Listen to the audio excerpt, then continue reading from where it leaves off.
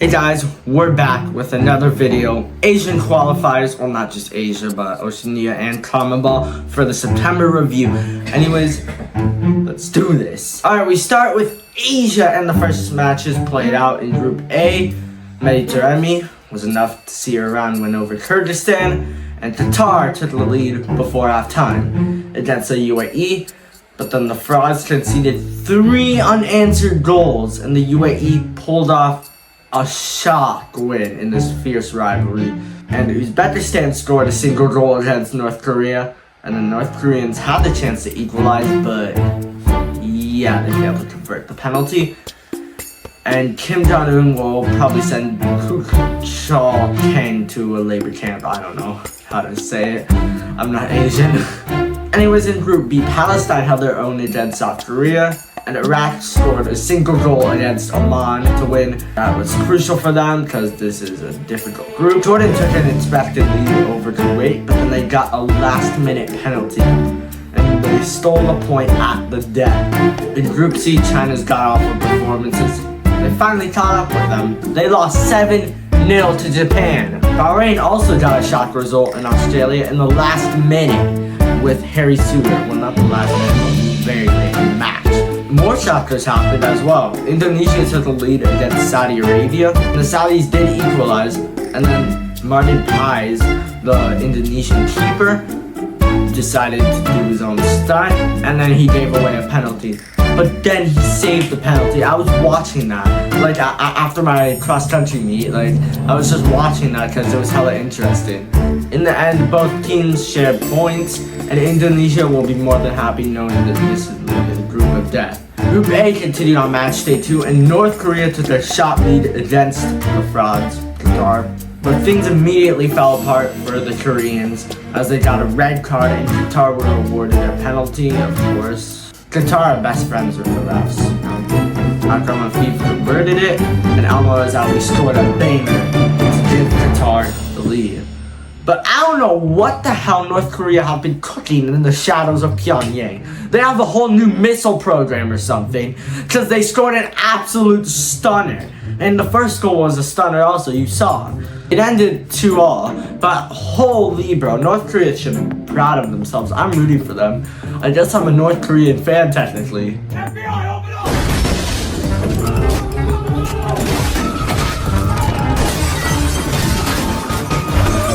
No, don't take that out of context. In the Battle of the Stands, Kyrgyzstan surprisingly took the lead, but Eldar Shomurodov responded immediately. I mean, he's the Uzbek GOAT. Abdurrahmanov got Kyrgyzstan the lead back, but Uzbekistan went out to score 2 unanswered goals, and Iran barely scraped through again.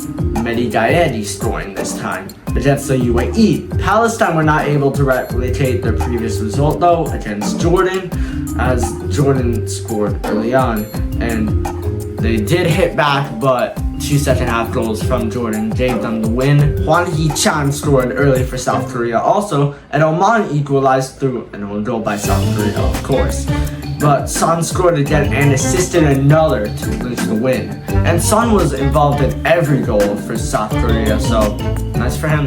Iraq got off to a bad start with a red card early on, but luckily for them, however, Kuwait, and they couldn't score, but still a good performance from Kuwait against one of the giants. I mean, Iraq literally beat Japan like a year ago in the Asian Cup, like they're good. Indonesia got another good point, another crucial one, against Australia in Indonesia. That was like kind of a rivalry since they're pretty close, but whatever. And this Australian side, I don't know what has happened. They are super underwhelming, like so underwhelming. Like even Honduras is better than this right now, and we lost to Jamaica, who barely even beat Dominican Republic and Dominica, and they drew to Cuba. But anyways, we're getting off track. China were playing Saudi Arabia, and they somehow scored after losing 7-0. That's right, Saudi Arabia are terrible now. They were bad, but now they're terrible. But anyways, Saudi Arabia, they got a red card. But in classic Chinese fashion, they bottled. Saudi Arabia scored 2 goals. Ayase Ueda scored 2 against Bahrain to give them the perfect start. And then Japan scored 3 more. They're destroying everyone and dominating. the group, just like in World War II. Please don't take that out of context.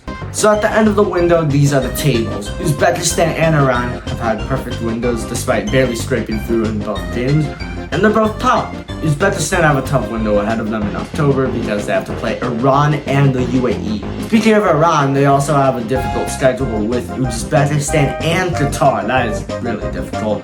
The UAE will be more than happy with this window though, as they beat Qatar and put up a good fight against Iran. Like, I was pretty shocked that it was like 2 or 3-0, but whatever.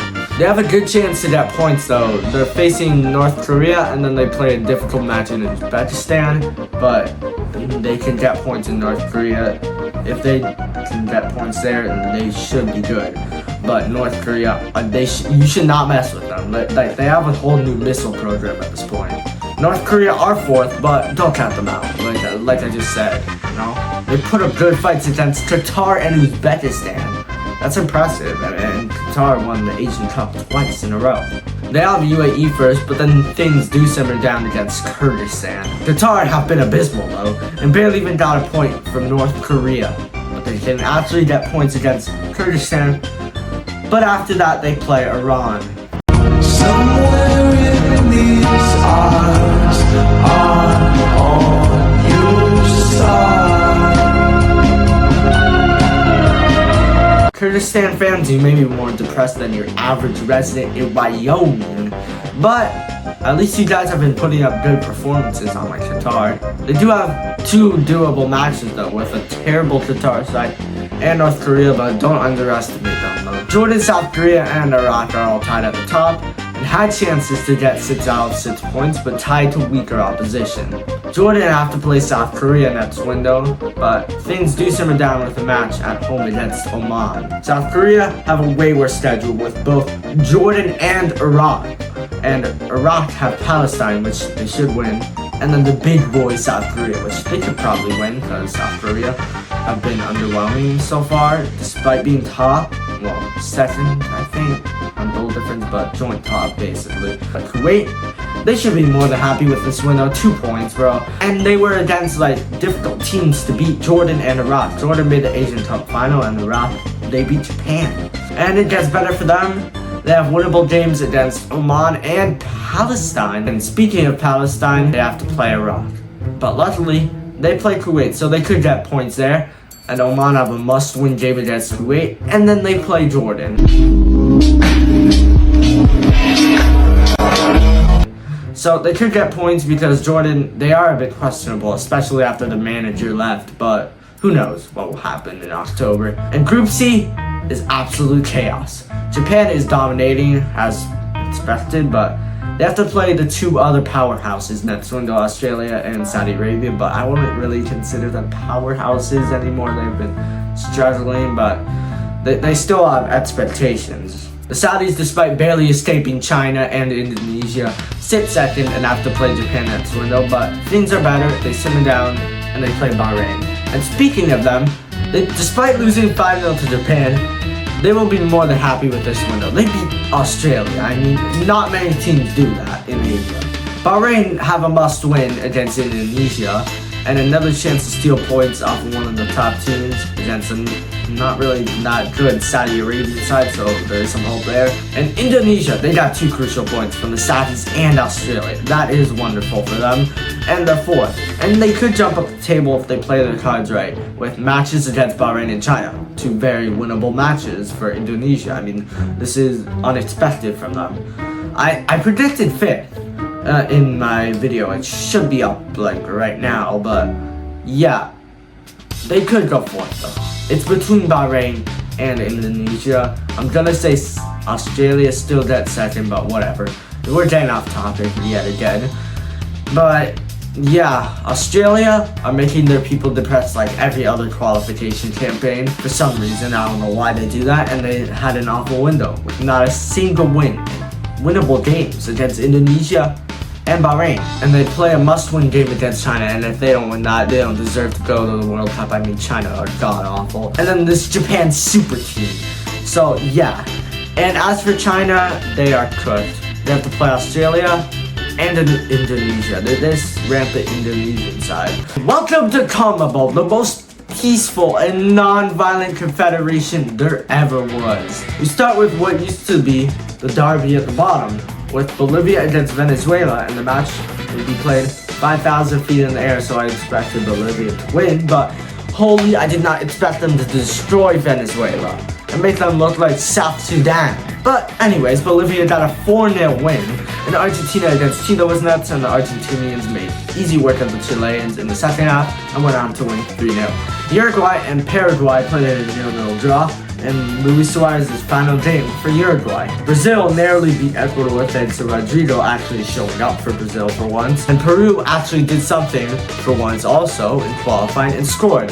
Suffering continues for them as Luis Diaz steals a point for Colombia. And in Colombia's next game, they had to play the worst nightmare, Argentina, Copa America final rematch. And that didn't faze them. However, as James assisted another corner. I swear to God, he does it every time. But anyways, Argentina wouldn't let them off easy though, as they equalized early into the second half. But Colombia, they had the final say. James scored a penalty and won the game for Colombia. And Ener Valencia just popped out of nowhere and scored the winner for Ecuador against Peru. And Bolivia kept up their impressive window against Chile and scored early on. Eduardo Vargas soon equalized though from a massive mistake, but the Sea Level Merchant scored the winner before halftime and silenced the Chilean crowd thanks to Miguel Terceros. What the hell? Bolivia actually won a match at sea level? This is insane. Bolivia have evolved. Football is dead. Bolivia have evolved now. This is not good. And I no longer recognize Bolivia as sea level merchants now. They have won an away game for the first time in history. Well, not history, but in a while, but you get the point. Chile, though, should be ashamed of themselves for losing at home to Bolivia, bro. But let's not take away the credit for Bolivia. This window, they destroyed the best Venezuelan side in recent times and got a win against Chile. Sure, it was against mainly Chile's 2016 squad in 2024, but still, it's impressive. Venezuela and Uruguay couldn't be separated. Meanwhile, Paraguay got a surprise narrow victory over Brazil. And I'm not really surprised, I honestly predicted this. Now that we are looking at the table, it's looking super tight. Argentina, Colombia, and Uruguay are chilling at the top. But from 4th to 8th, there's a 2-point gap. Meanwhile, Chile and Peru, they're toasted. Yeah, they're not qualifying. They're not showing up for another 32 years. Argentina have a difficult match against Venezuela, but then things cool down with the match against Bolivia. That won't be in La Paz, so they will probably win, but this is an actual good Bolivian side for once. Uruguay have an easy match in Peru, but then have to play Ecuador. That is gonna be spicy. And Colombia will be playing in La Paz with zero oxygen. Things will get better though, as they have to play a god-awful Chilean side. Ecuador have a home match against Paraguay, but then they have to play Uruguay. So they have a challenging window ahead. Brazil can finally be at peace with matches against the worst two teams, Chile and Peru. And Venezuela have to play the world champions, but things do simmer down with a match in Paraguay. Speaking of Paraguay, they have one of the worst schedules in October with matches against Ecuador and Venezuela. And Bolivia have had an amazing window, but look over there, Bolivians. You guys have the honor of playing both a red-hot Colombia and also the world champions themselves. The depression doesn't end for you Chileans though, because you guys have to play Brazil and Colombia next. And Peru have equally worse, with matches against Uruguay and Brazil. The Cook Islands have never made it to the second round, but they have like 3 appearances in the Oceanian Nations Cup, OFC Nations Cup, whatever. Tonga have 0 appearances in the second round or OFC Nations Cup. Never qualified for the World Cup. None of these teams have, let's be real. Samoa are the only team that has actually made it to the second round. They've done it like multiple times. Last time in 2018, they finished last. Also, all these teams, they withdrew from 2022 qualifying. In 2018, Cook Islands finished 3rd with 6 points and missed out to the final round on goal difference. Tonga, though, finished last in 2018. Samoa were also tied, but they were the ones to advance in 2018, as I just mentioned.